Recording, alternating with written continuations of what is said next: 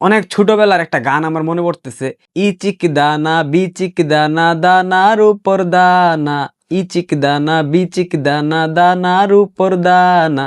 কেমন লাগলো একটু কমেন্ট বক্সে বইলা যায়েন।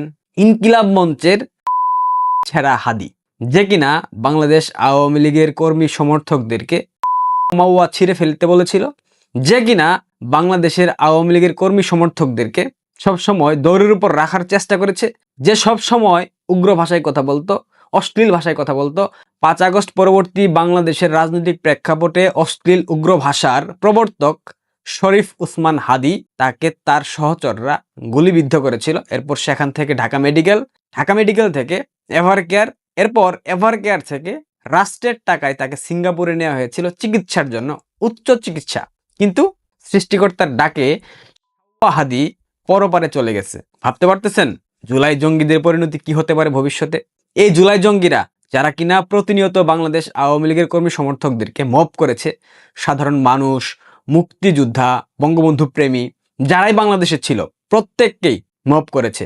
এই মব জিনিসটাকে তারা স্বীকৃতি দিয়েছে, এই মব জিনিসটাকে তারা সমর্থন করেছে, এবং বর্তমান অন্তর্বর্তীকালীন সরকার এই মববাজ, এই উগ্রবাদী, জঙ্গি, এই চরমপন্থী যেই টাইপের লোকগুলা হাদির মতো, এদেরকে সব সময় কাছে টেনেছে, পাশে রেখেছে, সব ধরনের সুযোগ সহায়তা দিয়েছে। এবং বাংলাদেশের নির্লজ্জ প্রশাসন, উলঙ্গ প্রশাসন হাদির মতো অসংখ্য বাচ্চাকে গত 15 মাসে জন্ম দিয়েছে।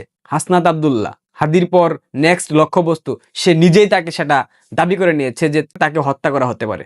হাদি একটা উদাহরণ আপনাদের জন্য। অনেকে আমাকে বলবেন, একজন মানুষ মরে গেছে, আপনার মধ্যে ন্যূনতম মানবতা বোধ থাকলে আপনি এভাবে ট্রল করতে পারতেন না, এভাবে গান গাইতে পারতেন না।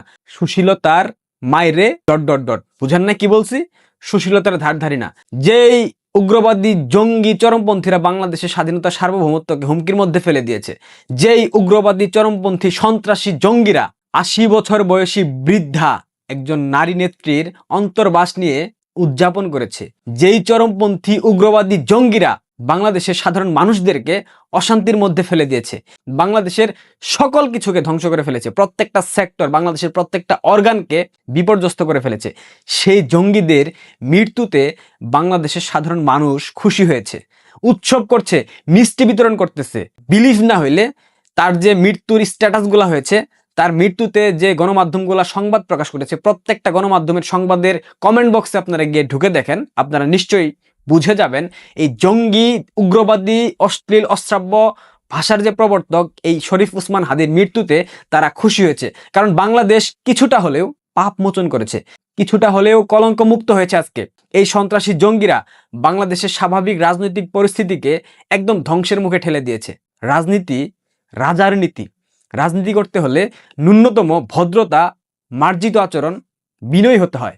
কিন্তু এই হাদির মতো উগ্রপন্থী, চরমপন্থী ছেলেটার মধ্যে কোনো প্রকার ভদ্রতা, মার্জিত আচরণ আমরা দেখি নাই। মুক্ত মঞ্চে দাঁড়িয়ে জনসাধারণের সামনে সে যখন মাওয়া ছিঁড়ে ফেলার কথা বলে, তখন তার প্রতি ন্যূনতম মানবিকতা কাজ করে না। বিকজ সুশীলতার মায়েরে এটা বুঝেন নাই? আমি সুশীলতার ধার ধারি না। হাদির মৃত্যুতে বাংলাদেশের সাধারণ মানুষ খুশি হয়েছে, কারণ এরকম উগ্রপন্থী, চরমপন্থী, জঙ্গি, সন্ত্রাসীরা যারা কিনা প্রতিবেশী রাষ্ট্রের সাথে প্রতিনিয়ত সম্পর্ক নষ্ট করার জন্য উঠে পড়ে লেগেছে, যারা বাংলাদেশে গৃহযুদ্ধ লাগাতে চায়, যারা বাংলাদেশের স্থিতিশীলতাকে নষ্ট করে বাংলাদেশের অর্থনীতিকে ধ্বংসের দিকে ঠেলে দিয়ে বাংলাদেশকে ইউক্রেন বানাতে চায়, তাদের জন্য আমার এত অন্তর থেকে ভালোবাসা কাজ করে না ভাই। আমি সবার মতো না। আপনারা আমাকে যারা চেনেন তারা নিশ্চয়ই জানেন আমার মধ্যে কোনো সুশীলতা নাই। আমি যা বলি সরাসরি বলি, আড়াল থেকে আমি কোনো কথা বলতে পছন্দ করি না। হাদির মৃত্যুতে আমি খুশি হয়েছি, বাংলাদেশ খুশি হয়েছে। বাংলাদেশের স্বাধীনতা, সার্বভৌমত্ব যে কলঙ্কিত হয়েছিল, সেই কলঙ্ক একটু হলেও মোচন হয়েছে।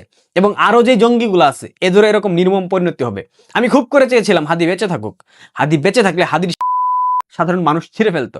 কিন্তু ভাগ্যের নির্মম পরিহাস, বাংলাদেশ আওয়ামী লীগের নেতাকর্মীদেরকে ছিঁড়ে ফেলতে চেয়ে হাদি নিজের হারিয়ে ফেলেছে। হাদি চলে গেছে সৃষ্টিকর্তার ডাকে।